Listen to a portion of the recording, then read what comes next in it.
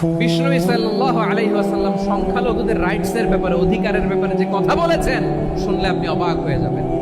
বিশ্বনবী বলেন, আলা মান যালামা মুআহাদান আও ইনতাকাসাহু আও কাল্লাফাহু ফাওকা তাআতিহি আও কাল্লাফাহু ফাওকা তাকাতিহি আও আখাযা মিনহু শাইআন বিগাইরি তিবি নাফসিন ওয়া আনা হাজিজুহু ইয়াওমাল কিয়ামা। খবরদার, জেনে রাখো, কেউ যদি কোনো সংখ্যালঘুর উপরে অত্যাচার করে, কোনো সংখ্যালঘুর প্রাপ্য থেকে যদি কেউ কাউকে ঠকায়, সংখ্যালঘুর উপর যদি কেউ কষ্ট দেয়, কোনো সংখ্যালঘুর সম্পদ যদি কেউ জোর করে কেড়ে নেয়, আমি কিয়ামতের দিন বিশ্বনবী ওই সংখ্যালঘুর পক্ষে আর ওই মুসলমানদের বিপক্ষে বাদী হয়ে দাঁড়াবো।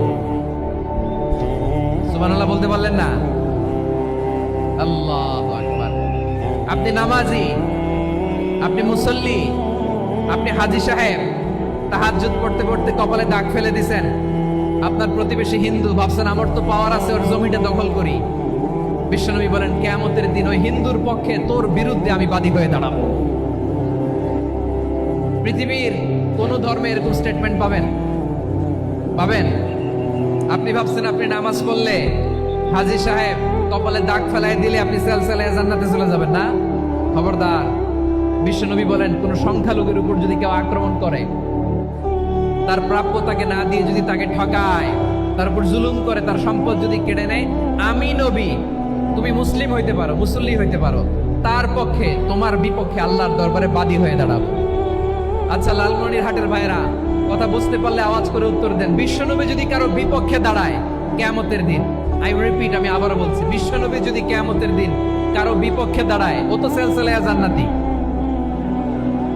তাই না? জান্নাতি না?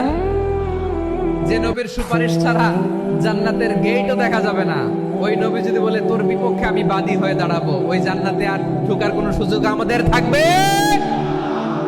এখানেই শেষ না আমার প্রিয় লালমনিরহাটের ভাইয়েরা, এখানেই শেষ নয়। বিশ্বনবী বলেন, মান কাতালা মুআহাদান, বুখারীর বর্ণনা, মান কাতালা মুআহাদান লাম ইয়ারাহ রাইহাতাল জান্নাহ। কেউ যদি, কোন মুসলিম যদি অন্যায়ভাবে কোনো সংখ্যালঘুকে হত্যা করে, কোনো হিন্দুকে হত্যা করে, কোনো বৌদ্ধরে হত্যা করে, অন্যায়ভাবে কোনো মুসলিম যদি কোনো সংখ্যালঘুরে হত্যা করে, জান্নাতে যাওয়া তো দূরের কথা, ওই মুসলিম জান্নাতের ঘ্রাণও পাবে না। সেই বুখারীর বর্ণনা, মান খাতালা মুআহাদান লাম ইয়ারাহ রাইহাতাল জান্নাহ ওয়া ইন্না রিহাহা লা ইউজাদু মিন মাসিরাতি 40 আমা। যে জান্নাতের ঘ্রাণ